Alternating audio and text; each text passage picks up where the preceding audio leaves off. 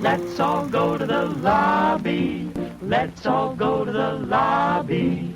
Let's all go. Now, a feature presentation. Good morning, Vietnam! Welcome to the MatineeChat podcast There is a God. with Kathy Kaiser Oh, stewardess, I speak jive. and Anthony Wise. Oh, excuse me, Russell, but I believe I requested the hand job. He's just ignorant. Stay connected at MatineeChat.com, on Facebook and Twitter at MatineeChat. The radio's all yours now. MatineeChat podcast on now. Welcome back to Matinee Chat. We are on volume 24. Anthony is with me. It's almost Christmas. What shall we talk about today? Movies. Yeah, 24. I cannot believe we've been doing this for 24 episodes. It's exciting, though. What he meant to say was, for 24 weeks, he's got to hang out with me, and it has been the best 24 weeks of his life. I really should get paid for this. No, I'm just joking. No, it's been a great time, and so this is the almost year end. I know. Do we have one more before the year ends, or no? Is this going to be? This is going to be it because we're putting family first, Of course. and we're actually both going to be leaving town, so we're going to have a week reprieve here. But then we'll start right back into the new year. But of course, this one is number 24, featuring movies such as Youth, Sisters, and Star Wars. Oh my God. I didn't get to see what Kathy did, so I'm a little bit depressed too. On a side note, Daggers, we'll talk about daggers. it. Dude, it's lightsaber daggers all over my heart. So we'll get into Star Wars as well, but kick things off with Youth, a movie starring Michael Caine. Yes. Harvey Keitel. Harvey Keitel, big fans of Rachel both of them. Wise. Very good. Rachel Wise. My sister was in this movie. Yeah. Weird. I didn't know she was an actress. I thought she just did paint and finger Well, there you colors. go. Yeah. It's spelled a little different. But, Oh, well, then I don't know. but she's really pretty. I don't care. Well, I don't care. It's my sister. My sister's ugly. All right, so Youth. Youth. Yes. Rated R. Really? Yeah. Wow. I didn't think that Michael Caine was that risque. Well, there's a little nudity in there. Maybe Miss Universe. Miss Universe is naked. And the storyline behind it, with Michael Caine and Harvey Keitel both being little older gentlemen, is they are on holiday in the Alps with Michael Caine's daughter. Are they European? Well, yeah, they're English. Well, he's English. Yeah, I was making sure they're on holiday. They're not like they're on on vacation holiday. or day. No, They're and on they holiday. specifically say they're on holiday. Okay. So they're Making sure I European. understand. Yes. Like, I don't know if they wash things or wash things. Just making sure I understand what they're doing. Okay. They're probably washing things. Okay. All right. And the Queen wants Michael Caine's character to do a concert. He's a maestro. He's a conductor for her and Prince Philip for his birthday. And he says no. Dun, dun, dun. Why And so it's a lot drama? of reflection about his life and how he got to where he is, and his wife, who is, not really in the picture anymore. And his buddy, Harvey Keitel, is a director, and he is going to produce, direct, write his latest masterpiece movie.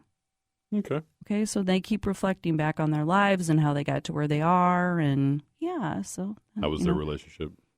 Like, Well, they were what was the friends. chemistry? They were friends, cracking jokes the whole time about how much they urinated, because apparently they're, older age. Maybe they have issues in that department.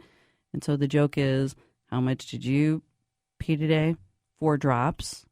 That's a frightening Yeah. joke to make. I hope I don't have to make that joke anytime soon. No worries, no worries. Almost 30, not almost 80. You'd be surprised how quickly peeing issues Okay. nowadays. Okay.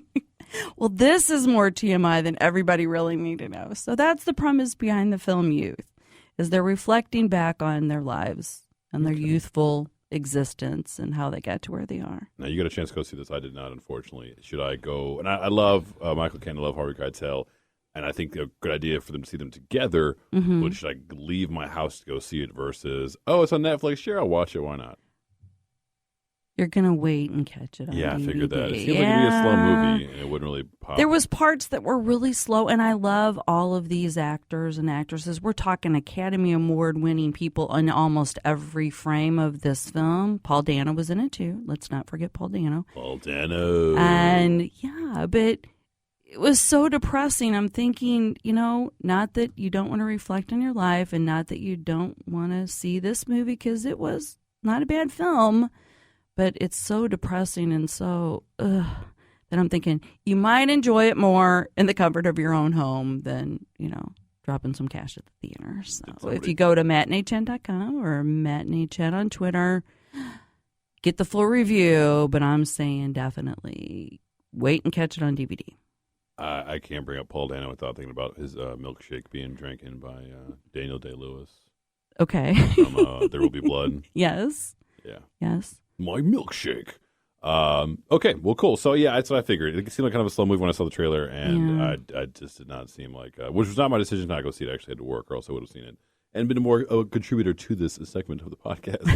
but yeah, it did seem like a slow movie from the get-go. I can imagine certain viewers. But there are two beautiful women in it. That will want to see that sort of storyline. And actually, before we wrap this one up, I almost forgot. And Jane Fonda's in it for maybe a whole 5 minutes, but she has gotten a Golden Globe nod for, the character she plays in this film.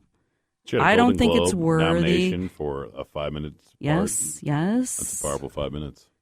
Well, apparently they thought so, and I'm begging to differ there too. All righty, we'll catch the full review up on the website MatineeChat.com. Feel free to contact us anytime on Facebook and Twitter at MatineeChat. Now, time for a game we call Name That Movie Tune, and it starts like this. Get these morons off the air. Hey, Tiny, who's playing today? Wait till Otis sees us! We're on a mission from God. I love his music. I do. I'm a Michael Bolton fan. Name That Movie Tune. And yes, Name That Movie Tune, and it is my week. Lucky us, it's Anthony's week. Another easy week for your chance to win some tickets to the He said Edge. he's easy. Yes, to the Edge Ryan Theater. Awesome, Yes. Edge 5 Theaters. Thank you, The Edge. And here is that tune. Rocking around the Christmas tree, let the Christmas spirit ring. Later we'll have some pumpkin pie and we'll do some caroling. That lyric always bothers me because I didn't actually catch it until this week when my friend had me listen to it, where she says pumpkin pie. Yeah. But he thought that she said fucking pie. I mean, really? Yes. Oh my God. And now that I hear it, I can't get it out of my head. That's all I hear now. So that's why we got that portion of the song? That's why we got that portion of the song. Oh, my God. That being said, the song has been used in many Christmas movies. Yes, the it only has. additional hint I will use is that it was used in a Christmas movie about an abandoned child. That's as Oh, far wow. Once again, Anthony is totally easy. A neglected Can we child. say sequel? Okay. That's the best I can do. It's not like I said Joe Pesci or anything. Okay. All right, so answer below for your chance to win wonderful tickets at the Edge Theater. Thank you, Edge Theater, for sponsoring thank this you very part much. of the podcast. Second, we were talking about this week, Sisters, which was not necessarily a pleasant surprise. I thought it was going to be great, but it was extra great. It's like it blew my expectations out of the water, and I really enjoyed it because I'm a big fan of Tina Fey and Amy Poehler. And I love when they collaborate. Yes. And it was fantastic. So Sisters. Once again, rated R. Totally rated R. Totally rated Totally R. rated R. Can you say politically incorrect in any humorous direction you can go? Okay, so this one time I was cleaning out. This one time at band camp? Yeah, No. right. I was cleaning out this storage, and I found my mom's 1984 UCD yearbook. Yes. And it was all like, oh my gosh, thanks for telling us about that party, and we all remember that party, and party this, party that, and like all the usual 80s euphemisms. Mm-hmm. And the entire time I watched this movie, that's all I could think about. This is exactly what it must have been like. Is that where you're laughing the whole time? It was, yes. I thought it was a funny movie. Bobby Monahan was also in it, along with John Leguizamo.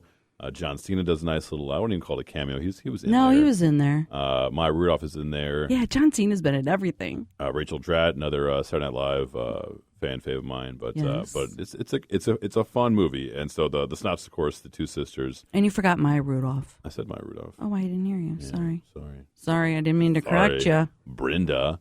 Okay, thank you. But yeah, so they're sisters, Tina Fey and Amy Poehler. And they have to go back and clean out all their stuff because the parents are selling the house. Yeah. And decide to throw one last bash And it was so magical. James Brolin and Diane Wiest are still in their home they grew up in, and it's very traumatic. And yes, she was always just the mom from Lost Boys to me. So I was just like, how could you date a vampire? But it was great because I really enjoyed Trainwreck earlier this year. I thought it was cute. It was fun as well. Amy did really good. I love seeing women stepping out of the usual ladylike boundaries and being more. Oh, they stepped out ladylike. Mm-hmm. Guy-like isn't the term, but just being more real and being more allowance of equal verbal. I don't know, uses. Because, I mean, there's words that girls won't use because, there's guy words or stuff like that. But it's just, it erases the boundaries and allows communication just to be communication and words to be words. And I think they did a great job of that. So, especially to see Tina Fey, it's a raunchy character. I was going to say they switch characters to what we're used to seeing them as, which I think totally made this even more fantastic. No, it was really great. John Leguizamo was so funny, but Bobby Moynihan I think was my favorite other side character. Him being the annoying guy at the party. Oh my God, he was hilarious. But yeah, he got really funny by the end there. I liked his painting, and that's all I'm gonna say. Yeah, no, I don't want to tell too much because there's so many funny scenes, but if I tell too much, it just takes away. We don't want to spoil too much. And it's one of those movies that you might want to see it once or twice because in the middle of laughing, you're going to miss another joke. Right. So, Anthony was enjoying me dancing in my seat too. You're going to have this feeling you got to dance in your seat too. If you're really into 80s music. Well, I am. Well, there you go. That's my era, man. Go ahead. So, yes, we're both big fans of this movie. I really, really enjoyed it. I even thought that Ike, the guy who played James, the guy down the street, did a pretty good job. I've seen him in a couple of things, I believe, in Always Sunny, where I always kind of picture him as that guy, as I always do with certain characters. He was totally out of character. He did a pretty good job being the heartthrob down the street. Yes. For Amy Poehler's character, yes. I totally recommend taking the whole family. Just go ahead. Just bring the whole family. No, it's rated R for a multitude of reasons. The whole family cannot go to see this movie. Let your kids know what you did in the 80s, okay? It's okay. It's all and right. everybody, before you go, you got to watch the trailer that they put out, since maybe this is going up against the most anticipated movie of the year, and they made a spoof reel on why you should see both movies this weekend. So everybody check that out, too. Yeah, it's a dangerous weekend to go up against. I was kind of surprised. But it was a very funny movie. I highly recommend it. If you enjoyed Trainwreck, you're going to love this. I personally think it's a little bit better than Trainwreck. It's difficult to say because it's all arbitrary. But I guess it's the duo. I like their writing a lot more than I like Amy's writing. Yes. But it was just so funny. He was laughing the entire time. It was so if you go to MatineeChat or check us out on Twitter at MatineeChat, I gave it must see on the big screen right after you see Star Wars. So, yeah, check out Star Wars and then stay at the theater, go back the next day, do whatever you need to do. And check out Sisters because it's rated really up there. Again, full review, MatineeChat.com, and hopefully go see it. And feel free to let us know if you liked it because I thought it was hilarious, and I would love to crack jokes with you about it. But I just don't want to give anything away. You did really good. You did really good. So, anyways, now we get to the game. This game is called Say What's for your chance to win tickets to the lovely Lincoln Theater on the Hillside. Thank you, Lincoln. And we begin the game now. Let me bring you up to speed. Say what? You talking to me? Say what again? Games on the Matinee Chat podcast. Thanks. I like to play. Say what? Unleash the fury. Let's begin, shall we? And volume 24 of the Matinee Chat podcast, it is Anthony's Week. Yes, Anthony's Week. Super easy choices. Very easy tickets over the Love Lincoln Theater. Today, we're doing a quote from a movie, which I think is kind of arguable for a Christmas movie. People say just because there was Christmas going on, that's a Christmas movie. I don't think that's a good argument. Christmas party. Whatever. I'll allow it for the sake of the game. And we begin now. And give me my detonators. Well. Hans. I always forget that it's the other guy in the scene because he was in so many other movies like Dogma and Galaxy Quest, or even I think it was in some Harry Potters too. Even Harry Potter's as different characters. I always forget him as that. But he did a great job in the movie as well. So if you know the answer to that, it's very traditional, non-traditional Christmas movie. feel free to let us know below for your chance to win tickets to lovely Lincoln Theater. And thanks again, Lincoln, for sponsoring this part of the podcast. Thank you very much. Movie number 3, the one many have been waiting for, the one known as Star Wars. I remember being a kid whenever they revamped everything and started coming back out. I was pretty excited. It was a good time. So I've been in love with this franchise for quite some time. Used to be a much bigger nerd. Read a couple books, like side books, additional books that were, like fan fiction and stuff. Like, it goes deep. It goes deep. The Force. That's why he's been pouting for a week. Strong. And I'm still pouting because you got to see it and I did not. This is absurd. All right, I'll probably get in trouble for playing this too long. So anyways, that's okay. He's been waiting for weeks to play that music. So you could have played it the whole time. I really wouldn't have cared. Yeah, but Disney would have cared and sued our butts off. Now, we can't give away any spoilers. Obviously, we're not going to. We don't do that. Signed our lives away. No spoiler policy for the most part, unless it happened 4 years ago. Then you're screwed. But yeah, Star Wars: The Force Awakens. It's been, of course, a lot of talk about this movie. Rated PG-13. So many people want to go see it, and of course, the internet's reaction to seeing a stormtrooper of color blew their mind away for a second there too. So anyways, I'm tired of all the talk.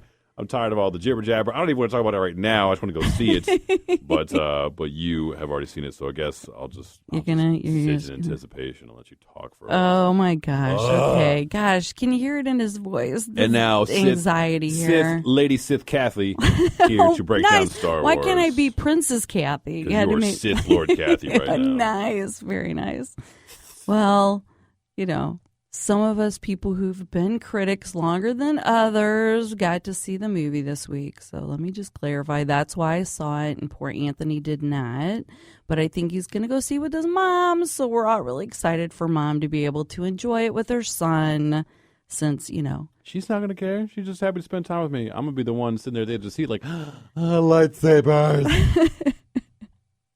Well, and we are in number 7, So those of you that may be my age and grew up with 4, 5, and 6, we are moving right along to number 7. And like Anthony said, we have signed away our lives. We can't give any spoilers. So, how am I going to say that anything but it's a must-see on the big screen? So I gave it a different rating system so we can talk a little bit more about it, spoiler-free.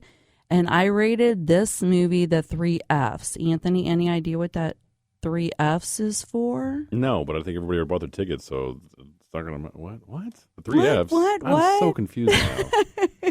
You did not prep me before this. There's going to be a change in the rating system. Really? There's going to be some Fs involved. Yes, there's going to be some Fs involved. Do you know what I think of when I think of 3 Fs? What? This girl named Julie from college who had triple Fs, and it gave her incredible back pain, and now they've been reduced to, double C's or something. So, oh my God! So, okay, I didn't know we were going to that point of reference. You brought up triple Fs. What else am I going to think of when there's 3 Fs in a row? Well, the first F is for fantastic, and the fantastic part of the film was all of it. No, the fantastic part of the film was the new casting. The castings were superb with our 2 new characters, Rey and Finn, which is the gentleman that you're talking about that is the new stormtrooper. And yes, and Rey is in this world that we're accustomed to seeing in episodes 4, 5, and 6 in the middle of the desert. Here she is, and no one knows exactly where she comes from. So that's the fantastic part of the movie. That's the first F. The second F, the familiar way that this film came across. If you haven't had a chance to go back and watch 4, 5, and 6, it's totally okay. Because this film has not only familiar faces, from that poster everybody's been selling their soul to get their hands on. We get to see Princess Leia again. We get to see Han Solo again. And the familiar feel all the way through was incredible. And now, Anthony. For the third Your F. suspense is annoying. It's not even killing me. It's annoying me, okay? I can't even see the movie, and now you're getting suspense with the Fs? Out with it already. What is the last F? Fabulous. It's a fabulous film, and that rating goes strictly to director J.J. Abrams because of the classic feel that he gave this movie. You literally feel like it's 1977, 1983, anywhere back in the day when this all started, you are right back there. You had to ration gas prices? No. It literally feels like you were exactly back there for the continuation of this film. And I think that, his meticulous study or whatever he did to make sure that this much anticipated film came across as exactly where it should be in the sequence of everything was fabulous.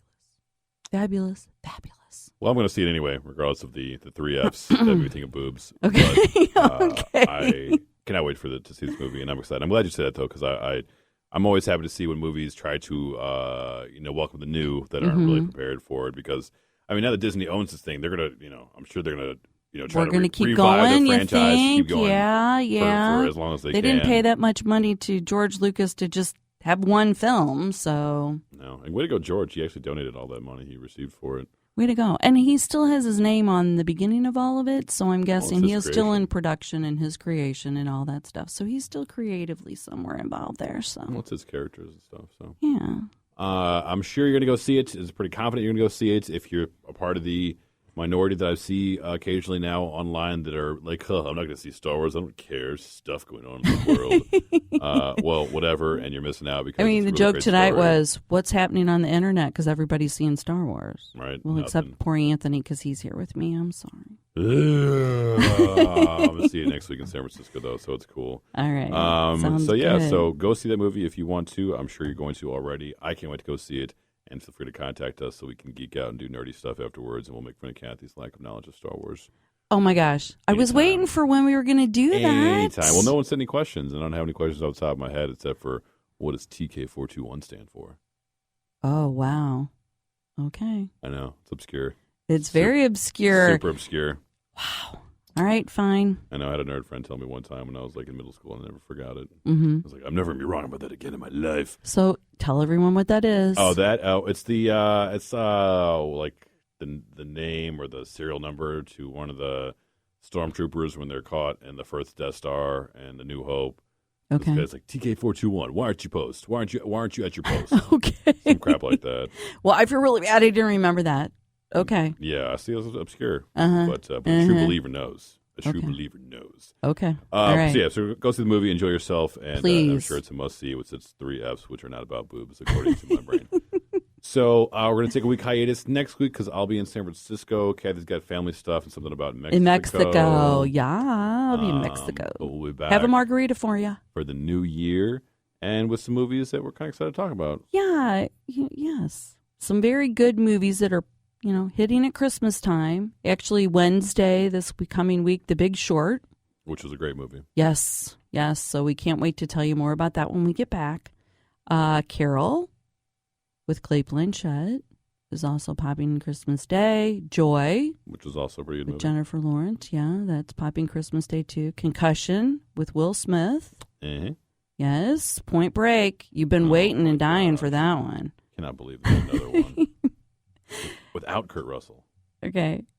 And I did go see Will Ferrell, Mark Wahlberg, Daddy's Home. Was it funny? I can't say anything yet. Yeah, it was funny. Okay. Yeah. So we'll talk more about it when we get back. And then the following week, The Revenant and Hateful Eight. Ooh, Tarantino. Yeah, so that's going to be a really intense week. So we can't wait to join you when we get back from family time. In the new year. Wow, 2016 already. Here we go. All right, Matinee Chat Podcast signing off until the new year. Guys, have an awesome time at the movies, to your family time, and may the Force be with you. Or may the Force awaken you. Ooh. All right, everybody, have a great year's end. Catch you in 2016. Take care. Bye. Bye.